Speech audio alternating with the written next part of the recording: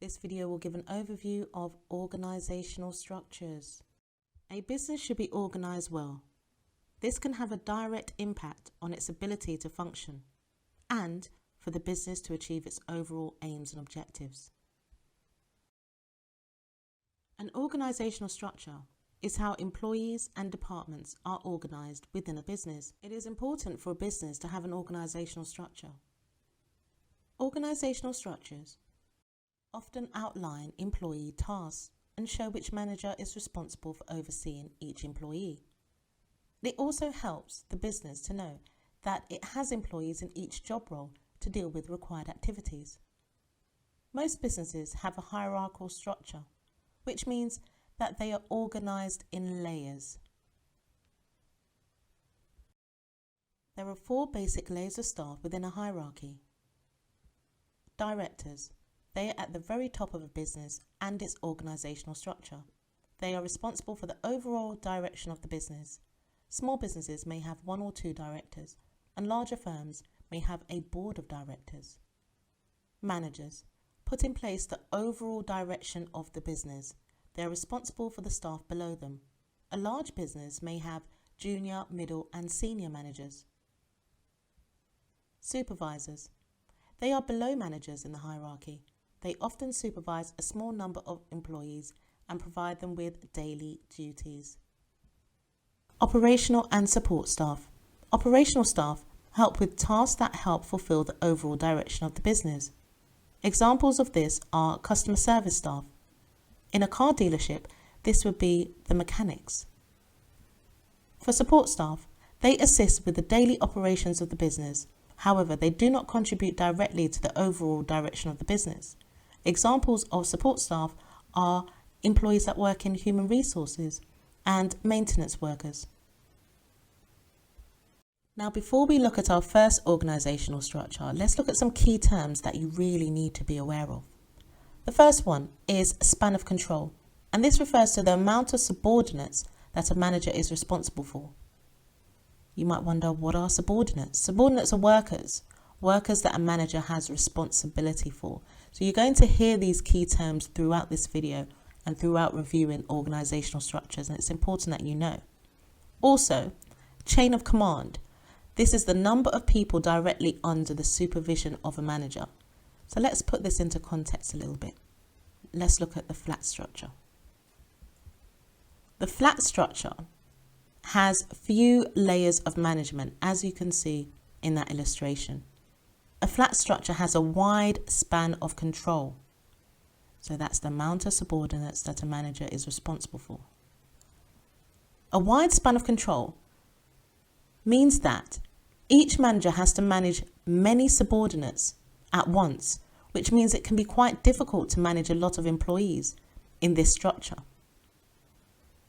Employees are given more freedom and responsibility under a flat structure.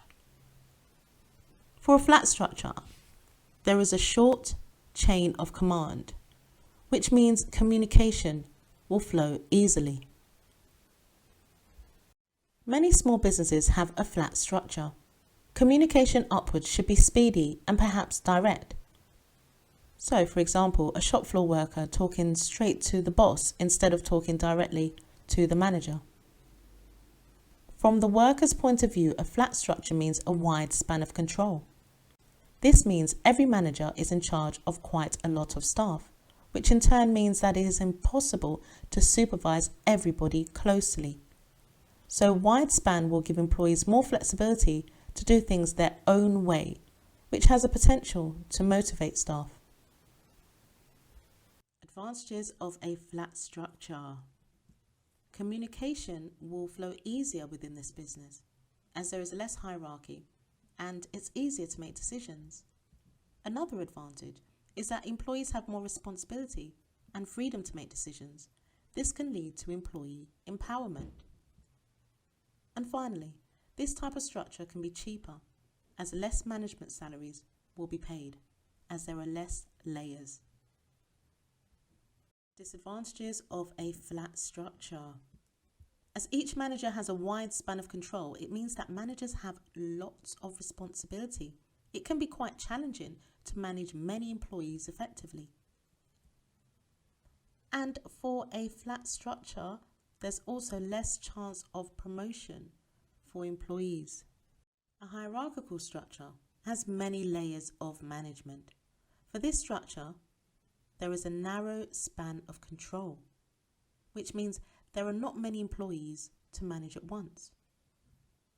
This can make it more effective for the business, as managers can manage subordinates that they are responsible for a lot more closely, as there aren't many.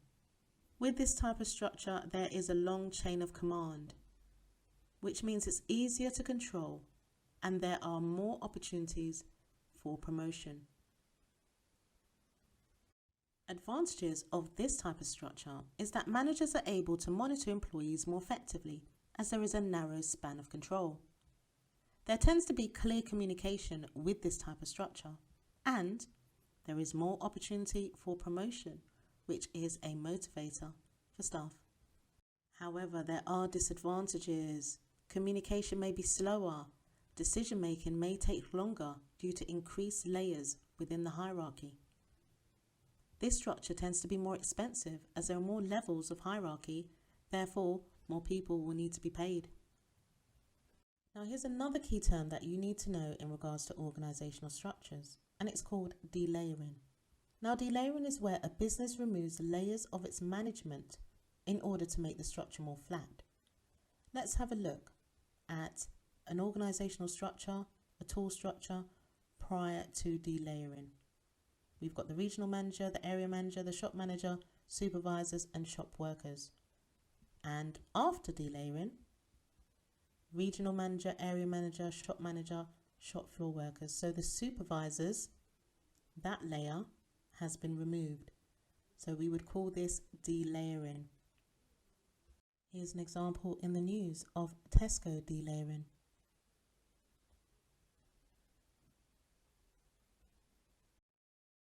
The matrix structure. This structure is a smaller type of structure and tends to be based on projects. It is where workers from different functional areas, such as marketing and finance and IT, in the business, come together and work on a project or task. This often means workers would have more than one manager. This type of structure enables businesses to connect with people with specialist skills. This is where employees would get together and work on particular projects together, and individuals within the team would have their own responsibilities. This type of structure is based on the expertise and skills of employees. For example, someone who works in the marketing department may have volunteered or was told to work on a project team which includes someone from operations and another member of staff from accounting, and they all are working together to find a solution to a problem, or perhaps are working on a new project, such as a new product line. Matrix structures can be permanent and they can also be temporary.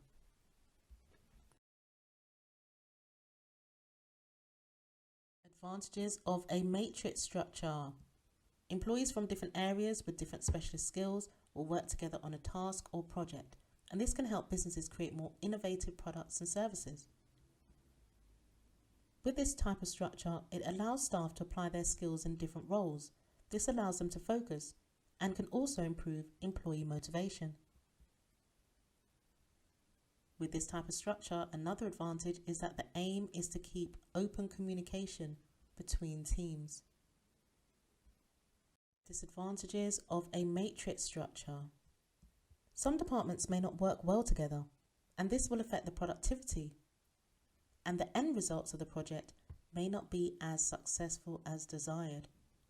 It can also cause conflict if employees have divided responsibilities. Some employees have more tasks to do than others. Another disadvantage is that employees will often have more than one manager, and these managers will have different demands and requirements for that employee. So that may cause issues as well in regards to general workload. Thank you for watching this video. The next two videos that will appear on the screen are what YouTube thinks you should watch next.